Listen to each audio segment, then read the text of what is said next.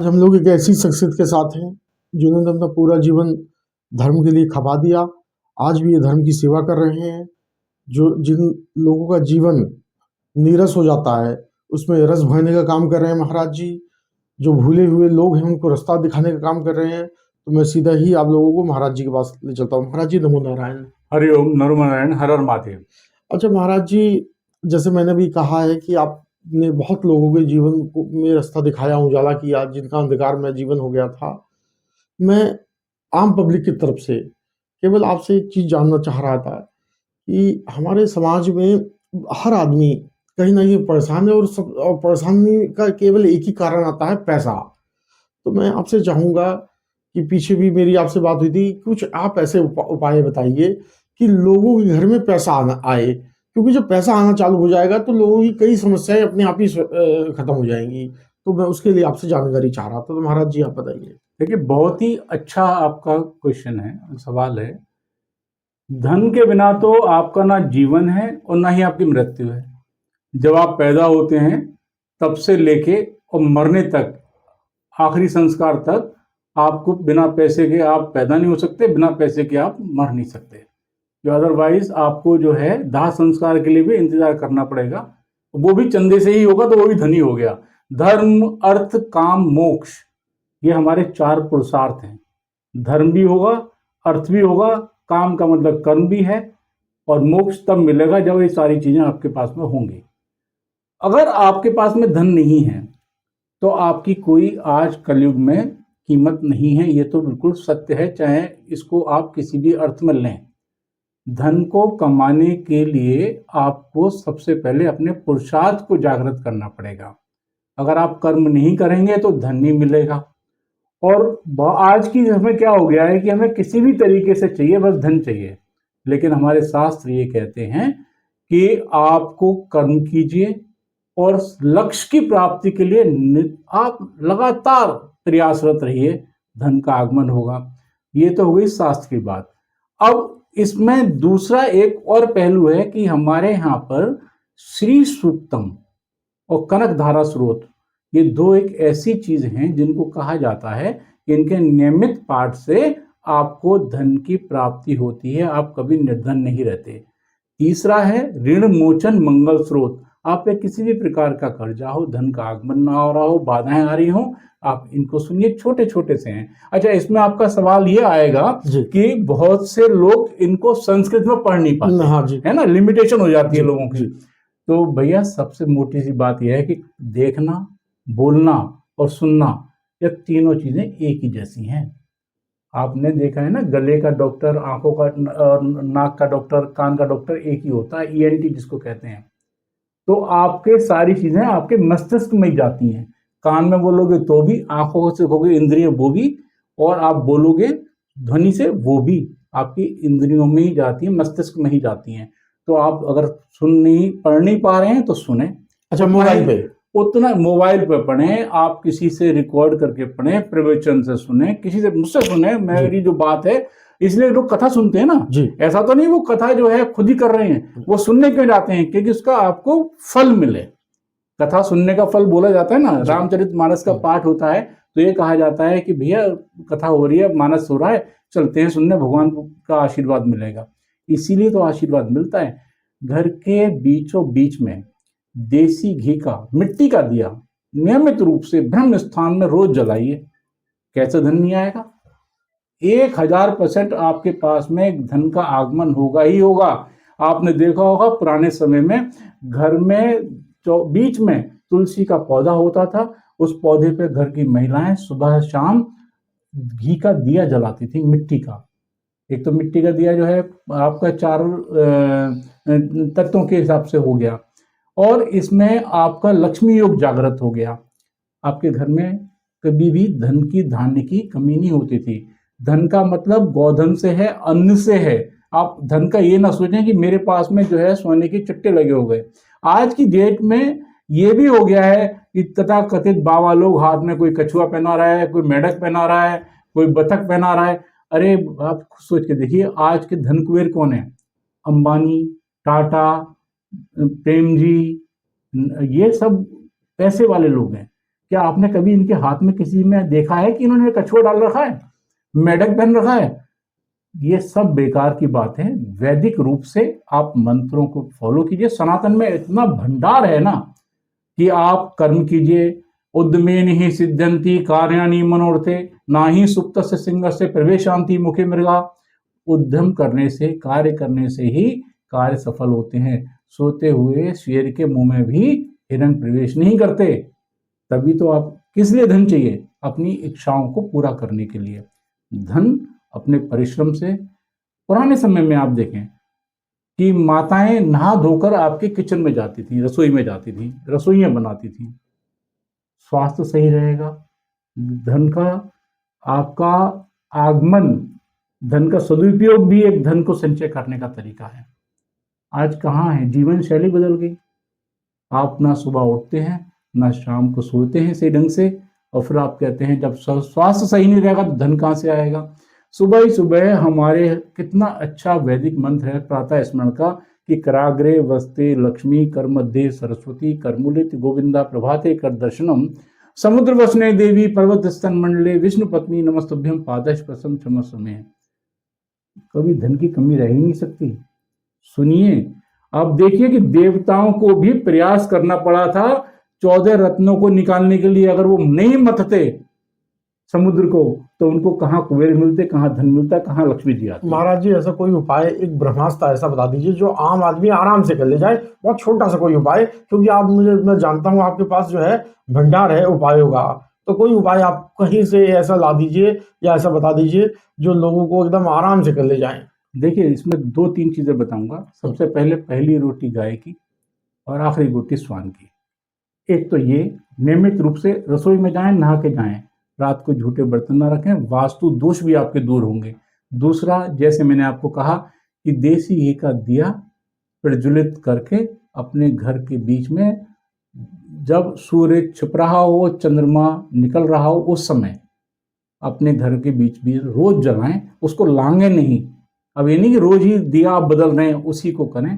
तीसरा, घर में श्री सूक्तम और कनक धारा स्रोत नियमित रूप से सुने। अगर आपको इसमें भी परेशानी है तो विष्णु सहस्त्रनाम रोज सुनिए। आप देखिए आपकी विपदाएं और कैसे दूर होती हैं, धन का आगमन कैसे नहीं होता। शास्त्र लिखी बातें कभी गलत नहीं होती। ये मेरी बात अमिट है और कभी असत्य नहीं होगी। अच्छा महाराज जी, अभी एक यात्रा चली थी हिंदू धर्म को लेके, जो भारत को हिंदू राष्ट्र बनाने के लिए, तो हिंदू राष्ट्र पे आपका क्या कहना है?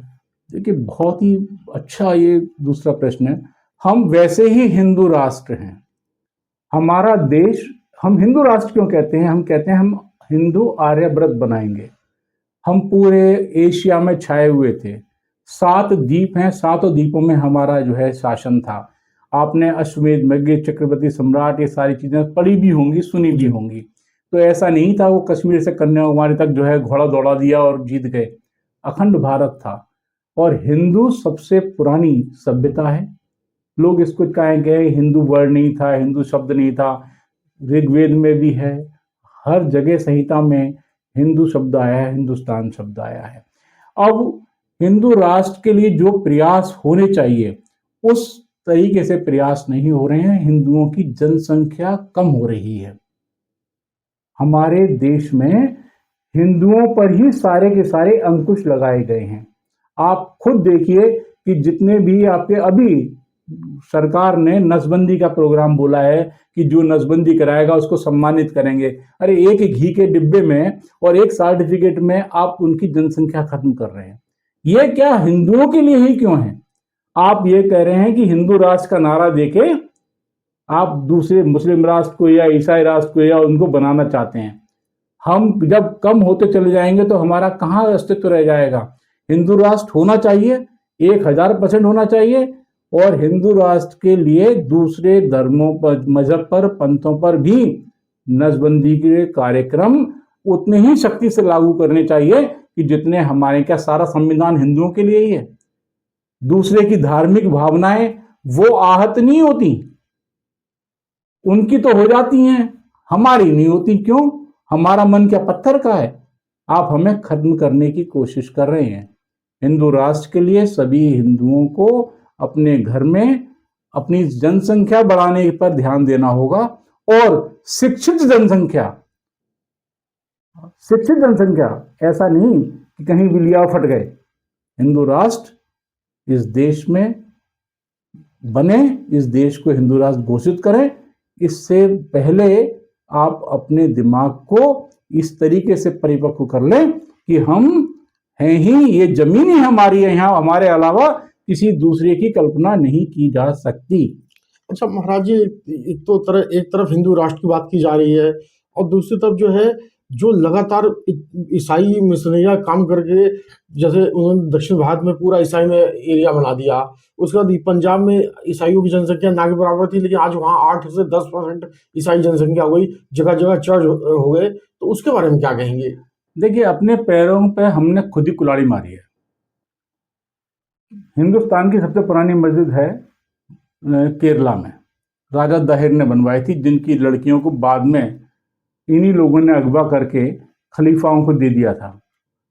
अब हम तो हमेशा अहिंसा परमो धर्मा, क्षमा दे दो, ये कर दो, दया भाव दिखाने के लिए, किसको झूठा दया भाव, हम ये चाहते हैं कि हमारी प्रशंसा दूसरे लोग करें, बस एक ही हमारे अंदर भाव है।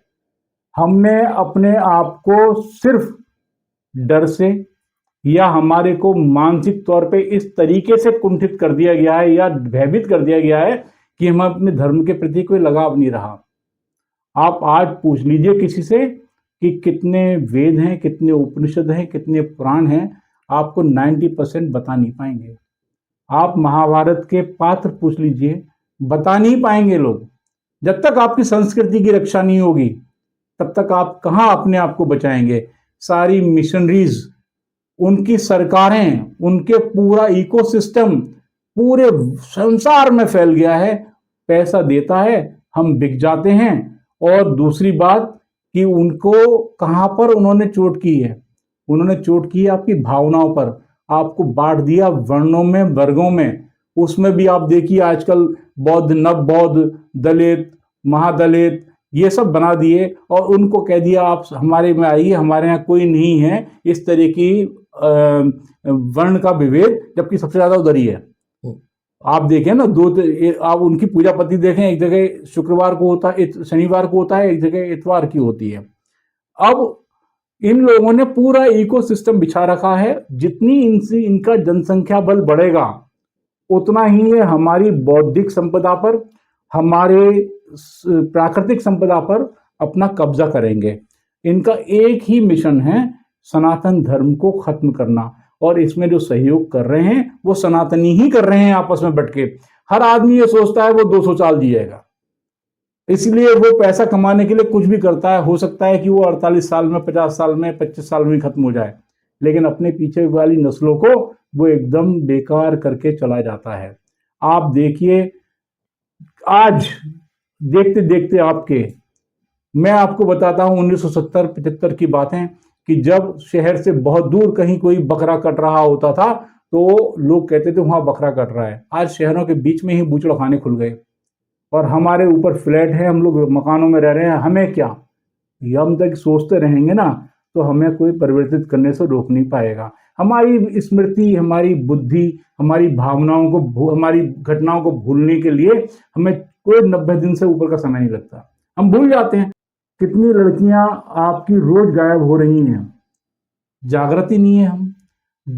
हमें लगता है कि हमारे अंदर जो संविधान ने हमारे को कुंठित कर दिया है और ये सर्व धर्म सद्भाव का, जो धर्मनिरपेक्षता का हमारे अंदर उठा के वायरस घुसेड़ दिया है ना, बस इसी ने हमारा सत्यानाश कर दिया। इसीलिए बाकी की सारी मिशनरीज और इकोसिस्टम, चाहे वो ईसाईयत हो, चाहे वो इस्लामीकरण हो, चाहे वो कुछ भी हो, वो हमारे को फैलता जा रहा है हिंदुस्तान में। केरला देखिए, जिसके ये कहा जाता है भगवान परशुराम के फर्श के जहां गिरा था उसी आकार में उसका नक्शा है, मानचित्र है, वहां पर आप देख लीजिए सारा क्रिश्चियन और मुस्लिम हो गए, हिंदू। जबकि केरल के और तमिलनाडु के पंडितों का, ब्राह्मणों का सिक्का चला करता था, और आज भी वहां पर सारे के सारे मंदिर कहाँ हैं हमें नाम तक नहीं पता। 4-5 मंदिरों को छोड़ दीजिए, संस्कृति मिटा रहे। अगर घर की औरतों को खत्म कर रहे हैं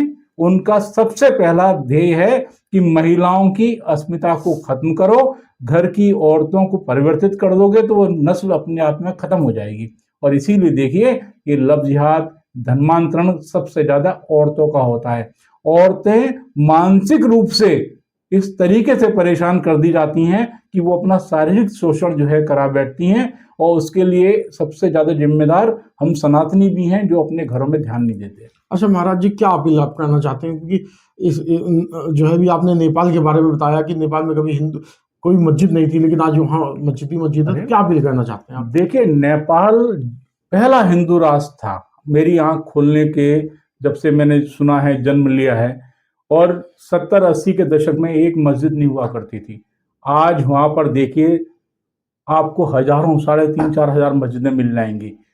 जब से ये माओवादी की सरकार आई, उन्होंने हिंदू राष्ट्र को हटाया। अब आज वहां पर आप देखें कि जिस तरीके से वो आपको उसका समझना पड़ेगा कि नेपाल की दुर्दशा क्यों हो रही है। नेपाल में सबसे बड़ा मंदिर है पशुपतिनाथ जी का जी। हिमालय पर्वत है जिसको सागर माता कहते हैं, और उसको हम देवताओं की तरह पूजते हैं। कितने मंदिर हैं, भगवान बुद्ध की जन्मभूमि है।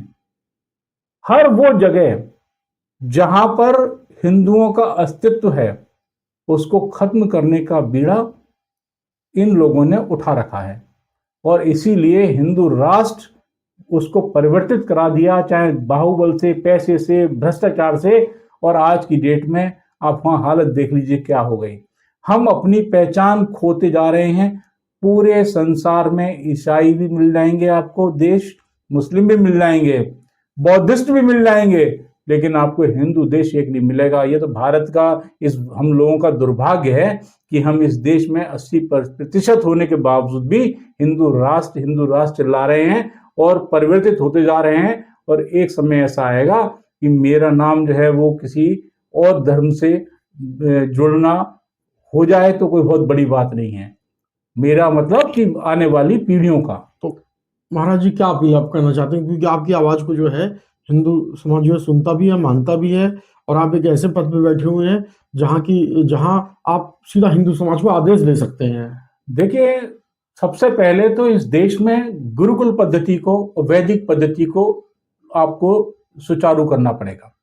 जब तक आप अपनी संस्कृति को, अपनी सभ्यता को नहीं पहचानेंगे, तब तक जो है आगे नहीं बढ़ सकते। दूसरा, धर्मांतरण को कानूनी तौर पर बिल्कुल ही बंद कर देना चाहिए। आप ये क्या मतलब हुआ कि आप जो है वयस्क हैं तो आप अपना धर्म परिवर्तन कर सकते हैं? इसमें उतना दोषी न्यायालय भी है जो हमारी भावनाओं को, हमारे धार्मिक चीजों में हस्तक्षेप करता है। हमारे में ही क्यों करता है? क्योंकि हम कभी सर से जुदा नहीं करते तन, हम हाथ जोड़ के कहते हैं कि गलती हो गई, चलो माफ कर दो। हमारे को खिलवाड़ सुनियोजित तरीके से किया जा रहा है। अरे और तो छोड़िए, संविधान की मूल प्रति में भगवान राम के चित्र थे, हर अध्याय में चित्र हुआ करते थे भगवान के। कहाँ गए जब आपने अपना संविधान ही नहीं सुचारू रूप से वो रखा जिसमें हिंदुओं की गौरवान्वित करने की कला वो थी, प्रतिष्ठा थी, तो बाकी के आप किससे उम्मीद करते हैं?